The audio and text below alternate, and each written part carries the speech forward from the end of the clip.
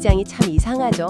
처음에는 교회 안에서 파벌 싸움하는 얘기를 하다가요. 네, 갑자기 침례 얘기를 하고 또 뜬금없이 세상의 지혜와 십자가의 어리석음 같은 아주 철학적인 주제로 넘어가거든요. 맞습니다. 겉보기엔 그냥 완전히 다른 이야기들을 막 모아놓은 것 같아요.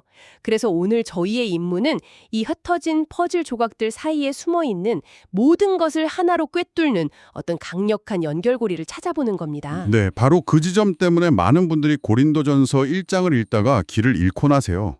바울이 주제를 너무 급격하게 바꾸는 것처럼 보이거든요. 네, 맞아요. 특히 하나님의 어리석음이 사람보다 지혜롭다 이런 역설적인 표현들은 이게 도대체 무슨 뜻이지? 하는 의문을 갖게 만들죠. 그렇죠. 하지만 오늘 저희가 살펴볼 자료는 이 모든 게 사실은 하나의 거대한 논리를 향해서 아주 정교하게 움직이고 있다고 분석합니다. 바울이 진짜 하고 싶었던 그 단 하나의 이야기가 뭔지 그 핵심을 한번 추적해 보겠습니다. 좋습니다. 그럼 그 첫 번째 퍼즐 조각, 바로 분열 문제부터 시작해보죠. 바울이 편지 서두부터 아주 강하게 말하잖아요. 분열 없이 같은 마음과 같은 뜻으로 온전히 합하라. 네. 그런데 바로 이어서 근로의 집사람들한테 들었다면서 교회 안에 심각한 분쟁이 있다는 걸 지적하죠. 나는 바울파다, 나는 아볼로파다, 심지어 나는 그리스도파다 하면서 나뉘어 싸운다는 거예요. 맞습니다. 여기서 저희가 좀 주목할 점이 당시 고린도라는 도시의 문화적 배경이에요. 아, 문화적 배경이요? 네. 고린도는 수사학 그리고 철학을 굉장히 중요하게 여기던 도시였습니다. 유명한 철학자나 웅변가를 따르는 게 일종의 지적 유행 같은 거였어요. 신분 과시기도 했고요. 요즘 저희가 어떤 인플루언서 팔로우하고 어떤 사장과 책 읽느냐로 자신을 드러내는 거랑 좀 비슷한 거군요. 바로 그겁니다. 고린도 교회 교인들도 이런 문화에 깊이 물들어 있었던 거죠. 아하, 그러니까 나는 아볼로에게 속했다는 말이 그냥 신앙 고백이 아니라 말 잘하고 유식한 아볼로가 내 스승이야 하는 식의 어떤 지적 허영심이나 팬덤 문화 같은 거였겠네요. 바로 그거죠. 복음의 메시지 그 자체보다 그 메시지를 전달하는 사람의 스타일이나 명성을 더 중요하게 여겼던 겁니다. 그리고 바울은 그 분쟁의 가장 구체적인 예시로 침례 문제를 꺼내들어요. 네. 누구에게 침례를 받았는지가 마치 어느 명문학교 출신인지 따지는 것처럼 자기 파벌의 우월성을 입증하는 자격증처럼 변질된 거죠. 그래서 바울이 거의 분노에 가까운 반응을 보이는군요. 내가 그리스포와 가이오 외에는 너희 중 아무에게도 침례를 베푸지 아니한 것을 감사하노니. 이 말은 참 충격적이에요. 그렇죠. 침례가 분명히 좋은 일일 텐데 그걸 더 하지 않은 걸 감사한다고까지 말하니까요. 왜 이렇게까지 강하게 나갔을까요? 아주 도발적인 발언이죠. 바울은 지금 그들의 생각의 틀을 완전히 깨부수려니 봅니다. 자료는 이 갈등의 뿌리를 아주 중요한 개념, 바로 가치 부여의 문제라고 지적해요. 가치 부여의 문제? 네, 고린도 교회 사람들은 복음이 최고의 가치라는 데에는 동의했을 겁니다. 하지만 그들은 복음 옆에다가 아주 작은 가치를 다른 무언가에 부여하기 시작했어요. 다른 무언가요? 바로 침례 의식이나 지도자의 명성 같은 것들이죠. 복음이 100점짜리 가치라면 침례는 한 1점 정도의 추가 점수를 준다? 이렇게 생각했다는 거군요. 정확합니다. 그런데 바로 그 1점이 모든 것을 망가뜨립니다. 복음이라든 절대적인 가치 외에 다른 어떤 것에 단 1이라도 독립적인 가치를 부여하는 순간 그건 필연적으로 비교와 자랑의 도구가 돼요. 나는 바울에게 침례받았으니 너보다 1점 높아. 이런 생각이 분열의 씨앗이 된 거죠. 보이지 않는 믿음을 보이는 행위로 증명하고 그걸로 우월감을 느끼고 싶어하는 마음? 맞습니다. 자료는 이게 오늘날 교회가 외형적인 부잉이나 건물의 크기, 교인 수 같은 걸 자랑하는 모습과 정확히 일치한다고 꼬집습니다. 결국 바울이 보기에 그들의 죄는 단순히 서로 다툰 것이라는 윤리적 차원을 넘어서는 거네요. 그럼요. 복음의 절대성을 훼손하고 복음 외에 다른 걸 자랑거리로 삼으려 한 그 미세한 착각 자체가 신앙의 본질을 무너뜨리는 심각한 죄였다는 거군요. 맞습니다. 그래서 바울이 단순한 훈계로 그치지 않는 겁니다. 그들의 잘못된 가치체계, 그 생각의 뿌리 자체를 뽑아버리려고 하는 거죠. 그래서 갑자기 논의의 차원을 확 끌어올립니다. 아, 바로 그 지점. 네, 세상의 지혜와 하나님의 어리석음이라는 거대한 주제로 말이죠. 바로 그 지점입니다. 싸움 얘기하다가 갑자기 왜 이렇게 철학적인 이야기로 넘어가는 걸까? 이게 항상 궁금했어요. 그냥 자랑하지 마세요. 교만은 나쁩니다. 이렇게 말하면 될 텐데 왜 굳이 지혜와 어리석음이라는 복잡한 개념을 끌어들이는 걸까요? 왜냐하면 바울은 그들의 교만이 단순한 성격 문제가 아니라고 봤기 때문이에요. 세상을 이해하는 방식, 즉 그들의 세계관 자체에 깊이 뿌리내린 신학적 오류라고 본 거죠. 세계관의 문제다. 네. 그들이 가진 인간적인 지혜의 척도로는 자신들의 행위가 왜 잘못되었는지조차 깨달을 수 없다고 본 겁니다. 그래서 그 척도 자체를 무너뜨려야 했던 거죠. 여기서 자료가 바울의 논리를 설명하기 위해 아주 기가 막힌 수학적 비유를 하나 제시합니다. 수학적 비유요? 네, 바로 무한대라는 개념입니다. 무한데요. 신학적 논쟁에 갑자기 수학 개념이 나오니까 이거 정말 흥미로운데요. 자, 한번 상상해 보시죠. 하나님의 보좌, 그러니까 천국이 무한대의 높이에 있다고 가정을 해보는 거예요. 네. 그리고 인간이 이룰 수 있는 최고의 선과 지혜를 에베레스트산 정상, 해발약 9,000m 지점이라고 해보죠.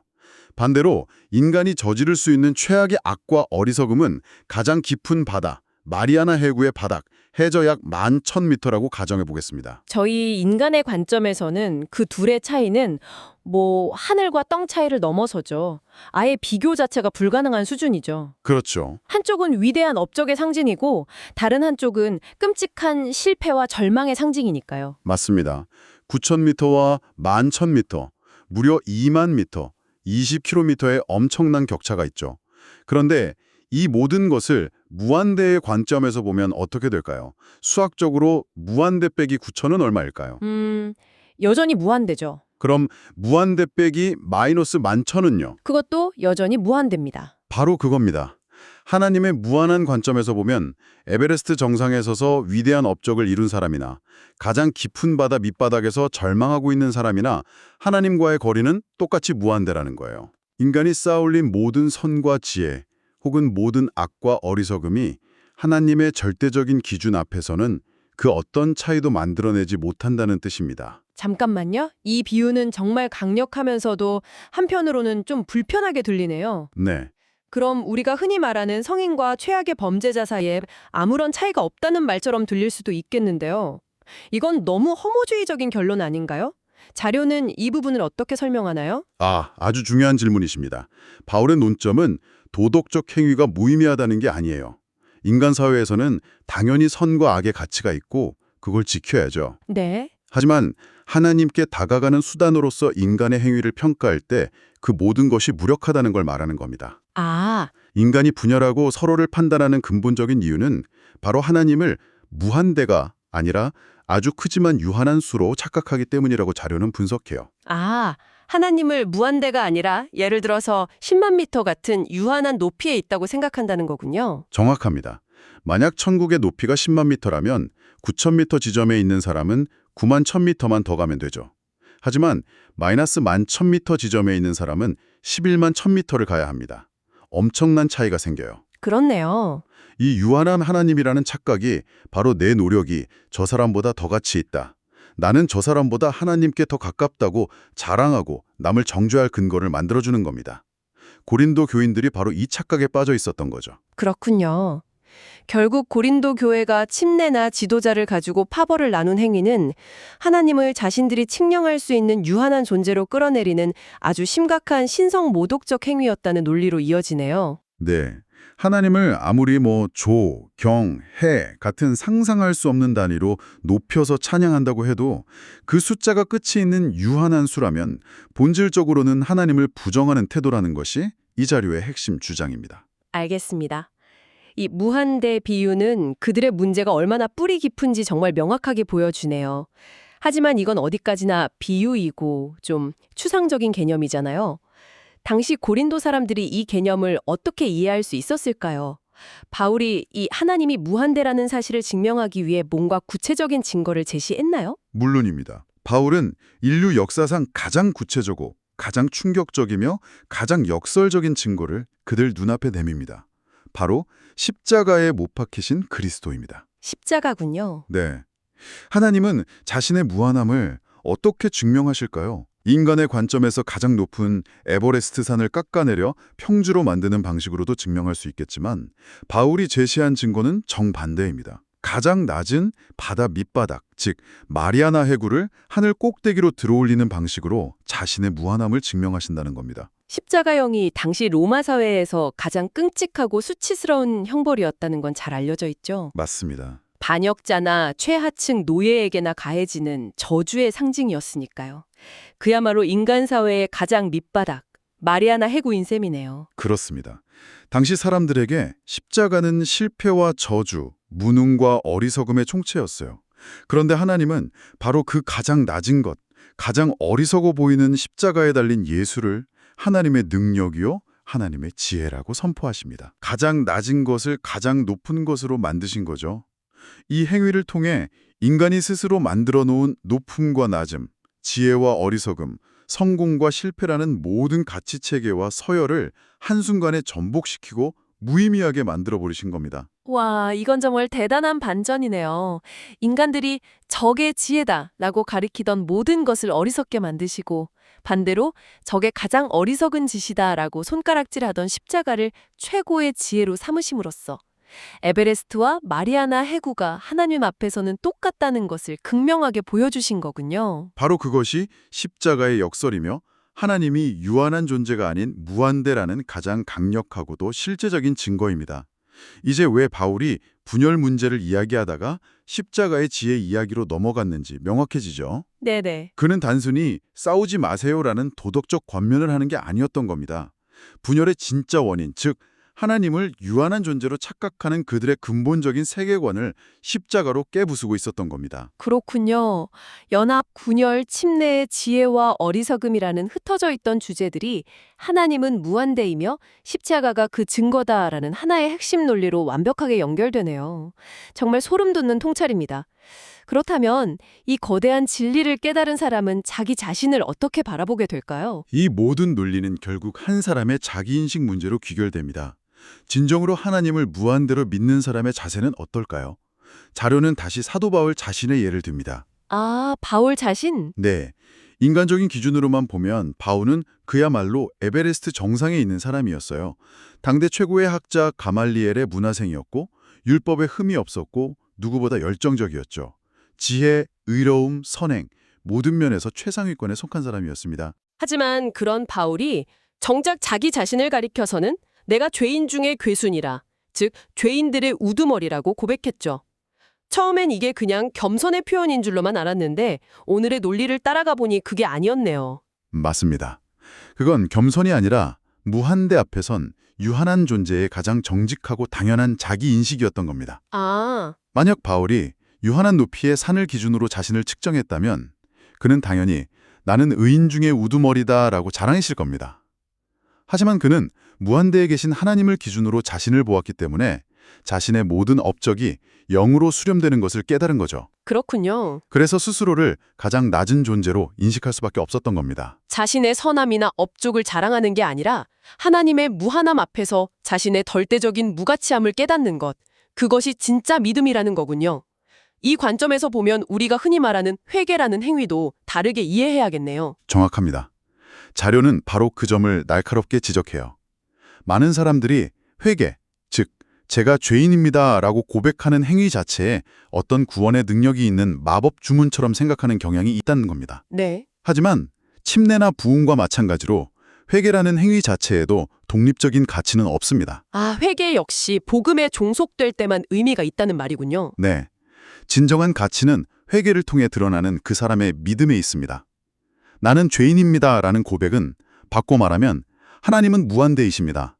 그래서 당신 앞에서 나는 아무것도 아닙니다 라는 신앙 고백과 같아요. 네. 즉, 하나님을 무한대로 인정하는 그 올바른 믿음 때문에 구원을 받는 것이지 회개라는 행위를 했기 때문에 구원받는 게 아니라는 거죠. 자신을 죄인으로 인정하는 것이 곧 하나님을 무한대로 믿는다는 증거가 되는 셈이군요. 맞습니다. 오늘 이 분석을 듣고 나니 청취자분께서 보내주신 자료가 우리에게 정말 근본적인 질문 하나를 던지고 있다는 생각이 듭니다.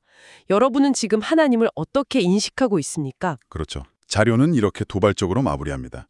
하나님을 상상할 수 없이 위대하지만 어쨌든 유한한 존재로 믿는 것은 사실 아주 쉽습니다. 쉬워요. 네. 왜냐하면 그 믿음은 내가 평생 동안 피땀 흘려 쌓아온 나의 업적과 가치, 나의 에베레스트를 파괴하지 않기 때문이죠. 하나님이 아무리 높아도 유한하시다면 내 위치는 여전히 저 밑바닥 사람보다는 훨씬 높은 어딘가에 보존되니까요. 하지만 하나님을 무한대로 믿는 것은 완전히 다른 이야기입니다. 네. 그 믿음은 내가 애써 올라온 에베레스트를 저 깊은 바다 밑바닥과 동일한 것으로 만들어버립니다. 내가 평생 이룬 모든 선행과 지혜, 내가 자랑스러워하던 모든 것들이 하나님의 무한대 앞에서 아무런 의미가 없는 그야말로 0이 되어버리는 경험이니까요. 맞아요. 이건 정말 모든 것을 무너뜨리는 충격적인 믿음이죠. 그래서 자료는 마지막으로 우리 자신을 향한 질문을 남깁니다. 당신은 스스로를 죄가 있지만 그럼에도 불구하고 꽤 가치 있는 존재라고 생각하나요? 아니면 하나님 없이는 그 어떤 가치도 없는 완벽한 영인 존재라고 생각하나요? 이 질문에 어떻게 답하느냐에 따라 우리가 정말로 하나님을 무한한 주로 섬기고 있는지 아니면 그저 내 가치를 보존해주는 거대한 우상을 섬기고 있는지가 드러난다는 겁니다. 와... 스스로의 내면을 깊이 들여다보게 만드는 아주 묵직한 생각거리를 남겨주네요.